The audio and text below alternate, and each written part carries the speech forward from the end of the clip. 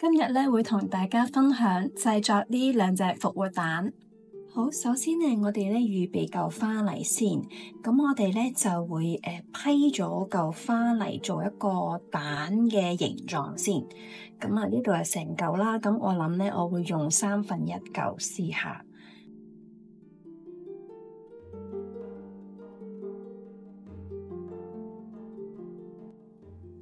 咁假設咧嗰個花泥咧，假設上面呢度係一個細啲啦，下邊就大啲咁樣做嗰個蛋形啦。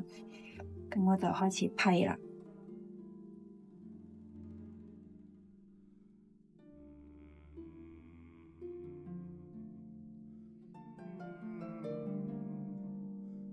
開始嘅時候咧，要勇敢啲。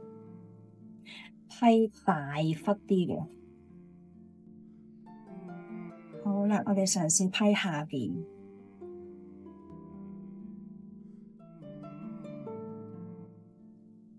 好啦，再批少少圓滑少少啦。其實大概都得嘅，因為啲花會遮住咗嘅，所以唔使咁 perfect， 尖少少上邊。差唔多，好，我哋咧批好咗嚿花泥同埋浸好水之後咧就可以插咯。咁我哋咧就會用呢個小丁啦，呢個小康乃馨。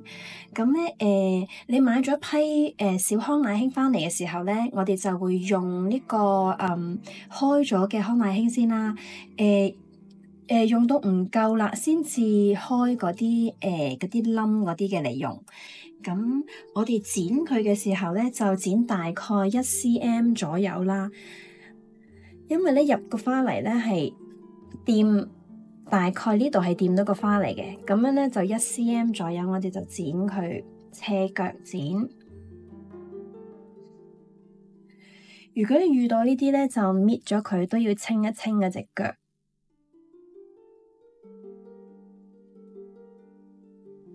咁跟住就可以插啦。咁我哋插嘅時候咧，假設大概咧搵個平面先啦，咁直接直吉入去。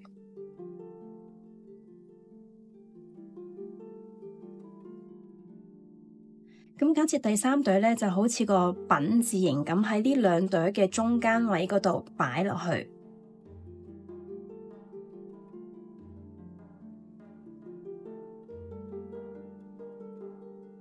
如此類推，喺2個嘅之間中間位嗰度擺落去。呢2個。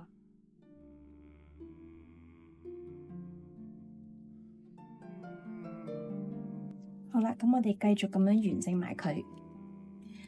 好，啱啱咧，我哋咧就做起咗呢一個復活蛋啦。咁咧，而家我哋咧就做另外一款。咁另外一款咧就個設計有少少唔同嘅，就有少少咧似呢個同心圓嘅做法。咁就即係咧圍住佢咁樣樣嚟做一個插花。咁咧，我哋咧就好似頭先咁樣樣就剪咗啲小康乃馨先啦，就圍一圈咁樣樣吉嗰隻蛋先。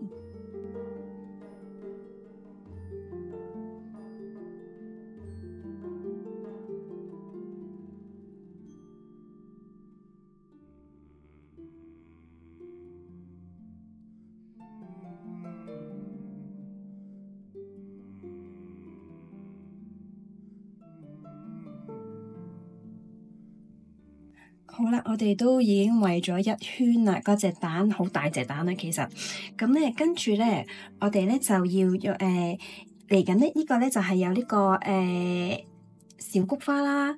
咁咧呢個小菊花咧就小心咧，就剪嘅時候咧嗰個長度咧就唔好諗住我吉落去咧又係1cm 咁喎，嗰隻腳咧係需要長啲嘅。咁我哋咧就。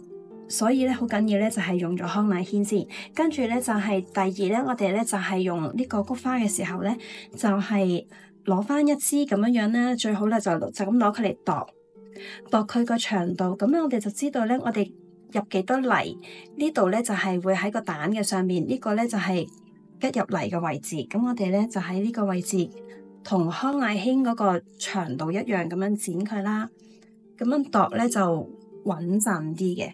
咁我哋又係咁樣剪一批咧，咁樣就吉落去啦。假設我哋吉喺上邊一行。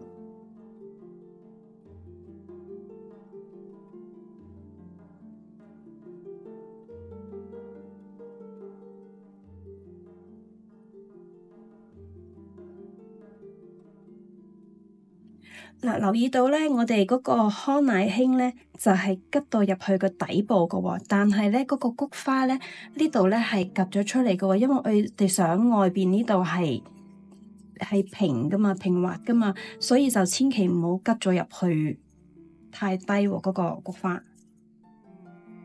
咁我哋繼續咁樣吉咧，就如此類推咧，咁樣就完成咗呢一隻蛋佢。好，咁第二隻復活蛋亦都完成咗啦。咁少少溫馨提示啦，就係咧做呢個同心圓設計嘅復活蛋嘅時候咧，就留意咧嗰啲花咧排列緊時候啲大細咧要一樣啦。譬如呢行咧啲菊花係比較細粒啲嘅，呢啲就可能大粒啲咁樣樣啦。